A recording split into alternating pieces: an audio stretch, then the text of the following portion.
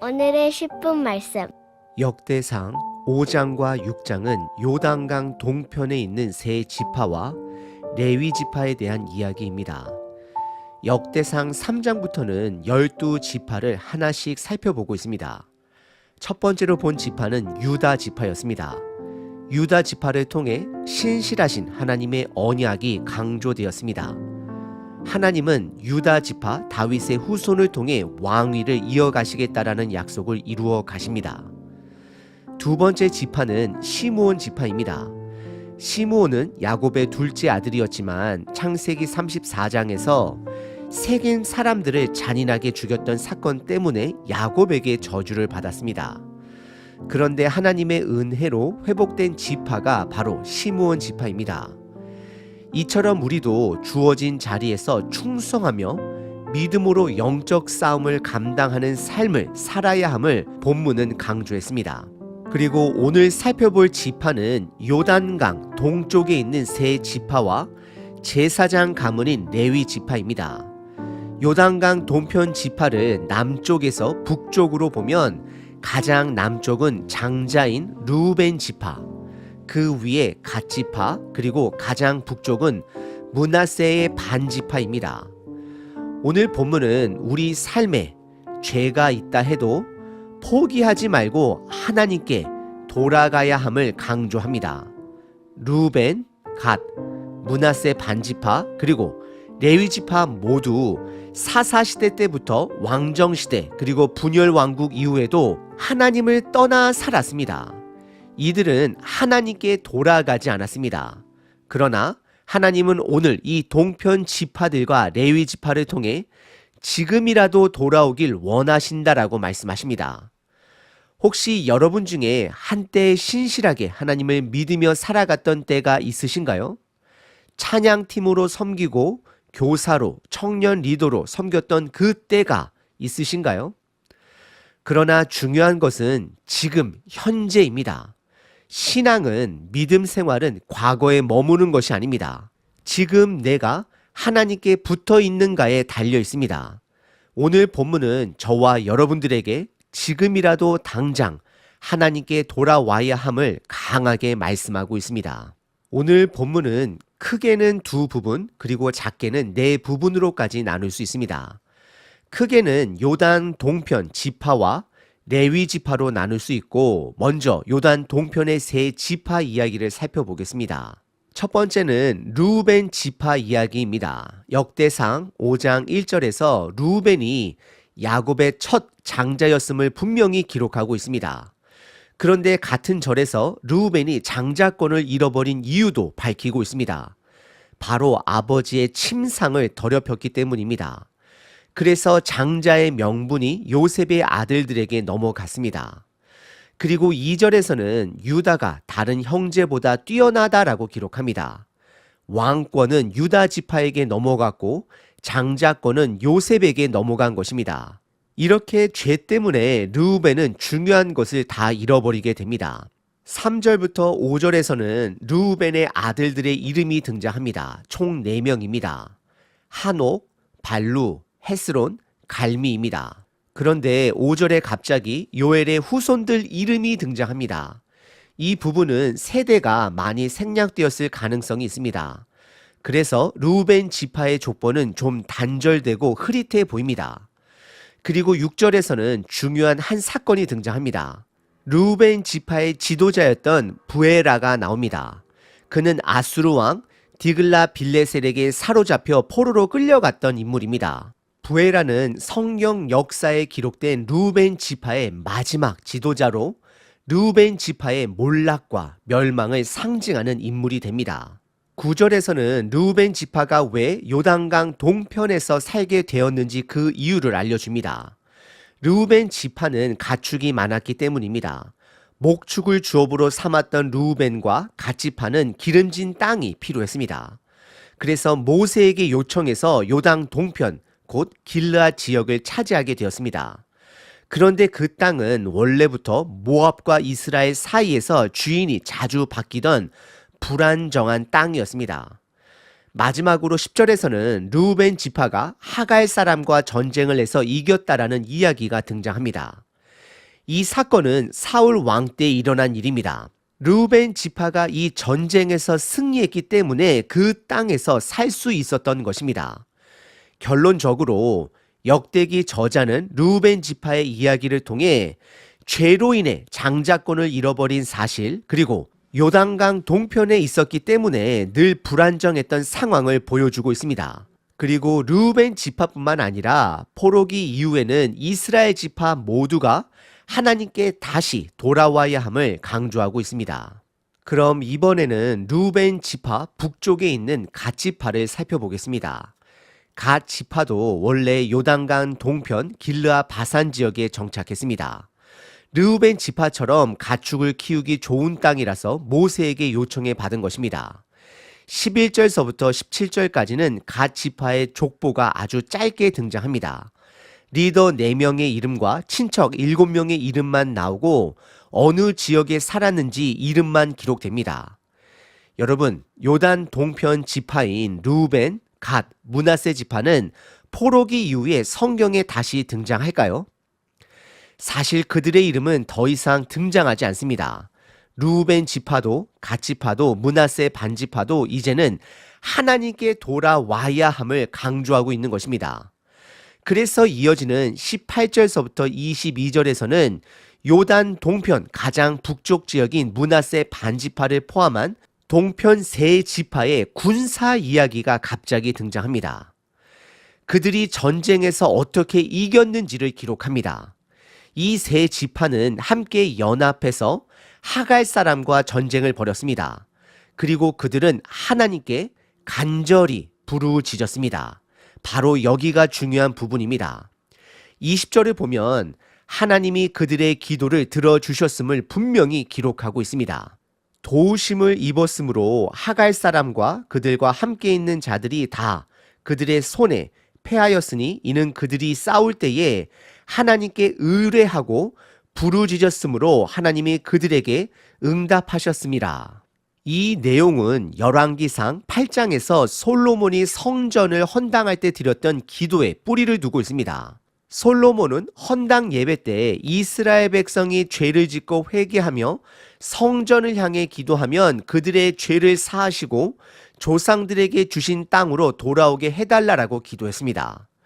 오늘 역대기는 바로 그 기도에 근거해 요단 동편 세 지파가 죄로 인해 하나님과 멀어졌지만 지금이라도 돌아와야 함을 족보와 역사적 사건을 통해 말씀하고 있습니다. 저와 여러분도 지금이라도 돌아가야 함을 강조하고 있는 것입니다.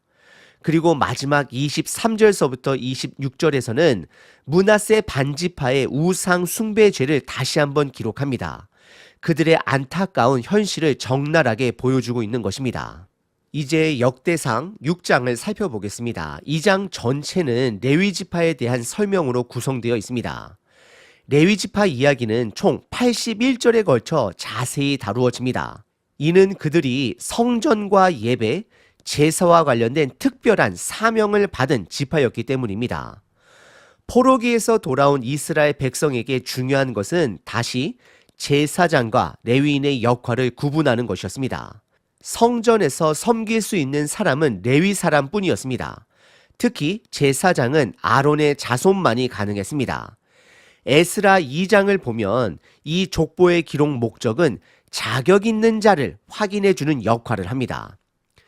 1절부터 15절까지는 제사장 족보 이야기를 담고 있습니다. 첫 제사장인 아론부터 여호사다까지의 계보가 기록되어 있습니다.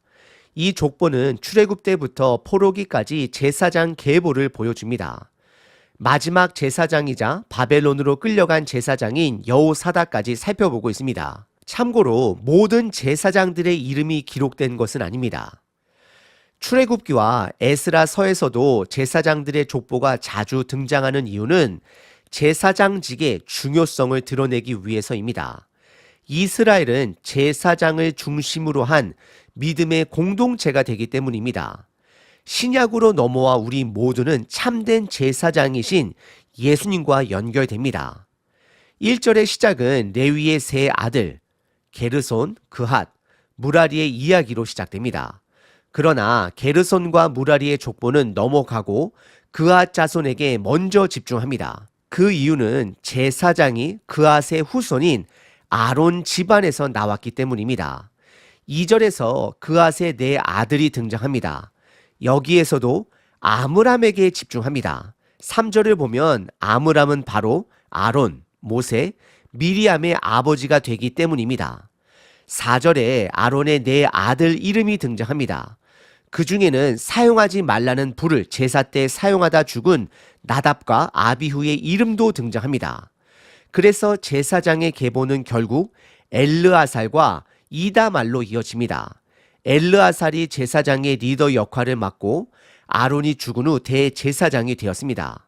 예수님은 온전한 대제사장 되십니다.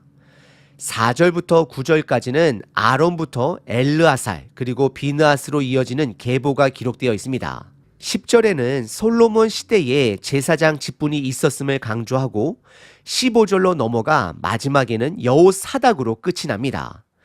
그는 예루살렘 멸망 때 바벨론으로 끌려간 마지막 대제사장이었음을 기록합니다. 포로 귀환 이후 에스라, 학개, 스가랴서를 보게 되면 여호사닥의 아들 여호수아가 리더로 예루살렘에 돌아오는 장면이 등장합니다. 오늘 본문은 제사장들 또한 돌아와야 함을, 그들을 세워야 함을 강조하고 있습니다. 16절부터 30절까지는 다시 레위의 세 아들들에게 집중합니다. 17절에 게르손의 두 아들, 18절에서는 그앗의 네 아들, 19절에 무라리의 두 아들이 등장하고 이어지는 20절부터 27절까지는 그들의 후손들이 나열됩니다. 특별히 27절과 28절에는 우리가 잘 아는 엘가나의 아들 사무엘이 등장합니다. 왕을 세우는 역할을 하는 사무엘은 제사장 가문은 아니지만 레위 지파 후손임을 확인할 수 있습니다. 그리고 29절과 30절에는 무라리 후손들이 다시 언급됩니다. 31절부터 48절까지는 레위 지파의 찬양대 이야기가 등장합니다. 혹시 찬양으로 섬기신다면 이 본문에 집중해 볼 필요가 있습니다. 다윗 왕이 직접 레위 사람들에게 찬양대를 세우라고 명령했습니다. 그들은 여러 가지 악기와 기쁨의 소리로 하나님을 높이는 역할을 맡았습니다. 그 시작은 어찌 보면 출애굽 때 모세의 누나 미리암 때부터 시작된 것으로 볼 수 있습니다. 홍해를 건너고 나서 미리암을 중심으로 하나님을 찬양한 사건이 기록됩니다. 이들은 언약궤를 옮길 때마다 악기를 연주했습니다. 결국 찬양과 감사는 이스라엘의 예배 공동체에서 중심 역할을 했습니다. 31절부터 47절까지 보면 3명의 찬양팀 리더 이름이 등장합니다. 찬양대의 리더로서 중앙에 위치한 헤만, 오른쪽에 위치한 아삽, 왼쪽에 위치한 에단입니다. 그리고 49절서부터 53절까지는 제사장의 역할과 아론의 족보가 등장합니다. 이 부분에서 제사장과 레위인의 역할이 어떻게 다른지를 정리하고 있습니다. 레위인들은 성막과 성전 일을 돕는 자들입니다. 이들은 보조 역할을 감당하고 제사장은 반드시 아론과 그의 자손들만 가능합니다. 이 모든 것의 중심에는 토라, 즉 말씀이 있었습니다. 말씀에 기록된 대로 이것이 행해진 것입니다. 마지막으로 54절부터 81절까지는 레위 지파 사람들이 땅을 분배받지 못했지만 대신 다른 지파들의 땅에서 48개의 성읍으로 흩어져 살도록 명령하신 부분이 등장합니다. 그 성읍 중에는 6개의 도피성이 포함되어 있습니다. 성읍 분배 흐름을 보면 그핫 가문, 게르손 가문, 무라리 가문으로 나뉩니다. 레위 성읍의 역할은 크게 3가지입니다. 첫째는 나라의 일을 관리하는 행정적인 역할이 있었고, 둘째는 재판하는 역할, 세 번째는 율법을 가르치는 역할을 했습니다. 이 모든 것을 성취하신 분은 예수 그리스도 되십니다. 예수님은 이 시대에 온전한 길이요, 진리요, 생명 되십니다. 여러분들은 하나님께서 맡기신 사명을 잘 감당하고 계신가요? 레위 지파처럼 여러분들도 하나님을 섬기는 삶을 살고 계신가요? 오늘 본문은 요단강 동편 세 지파와 레위 지파에 대한 이야기였습니다. 요단 동편에 있었던 루벤 지파, 갓지파, 므낫세 반지파, 그리고 레위 지파는 모두 하나님께 특별한 사명을, 임무를 받은 지파였습니다. 그런데 르우벤 지파는 장자였지만 아버지의 침상을 더럽힌 죄 때문에 장자권을 잃고 말았습니다. 그 권리는 요셉의 아들들에게 넘어갔습니다. 레위 지파도 여호수아 시대 이후 사사 시대와 왕정 시대를 거치며 무너졌음을 확인할 수 있습니다. 결국 이들은 모두 다시 돌아와야 했습니다. 돌아와서 하나님께로부터 받은 섬김의 자리를 회복해야 했습니다. 이 족보 이야기는 단순히 포로기에서 돌아온 이스라엘 백성에게만 해당되는 이야기가 아닙니다. 하나님은 왕권과 장자권, 대제사장의 역할까지 모두 예수님께 넘기셨습니다. 예수님은 모든 것을 이루셨습니다. 그래서 우리에게 남은 것은 이 시대에 어찌 보면 레위 지파처럼 예수님을 섬기는 삶을 사는 것입니다. 하나님이 주시는 선택에는 축복이 따릅니다. 하지만 그 축복을 단순한 특권으로만 생각해서는 안 됩니다. 선택을 받은 자들이 불순종으로 살 때 그들은 그 특권을 잃게 되고 결국 심판을 받게 됩니다. 오늘 족보 곳곳에 그 흔적이 남아 있습니다. 장자권을 잃은 르우벤, 잘못된 불로 제사를 드리다 죽은 나답과 아비후, 그리고 우상 숭배로 무너진 지파들의 이야기, 이 모든 기록은 우리에게 경고합니다. 선택받은 사람들의 특권은 구별된 삶을 사는 데 있습니다. 그러기 위해 가장 먼저 해야 할 일은 하나님께 돌아가는 것입니다. 말씀으로 돌아가야 합니다. 삶으로 돌아가야 합니다. 오늘 하루 여러분들의 삶을 돌아보고 하나님께 다시 돌아가시는 하루 되시길 바랍니다. 여러분들은 하나님께서 맡기신 자리와 역할을 지금도 잘 감당하고 계신가요? 혹시 내가 선택받은 자로서의 특권만 누리려고 하고 책임을 외면하고 있지는 않으신가요? 항상 기뻐하라. 쉬지 말고 기도하라. 범사에 감사하라.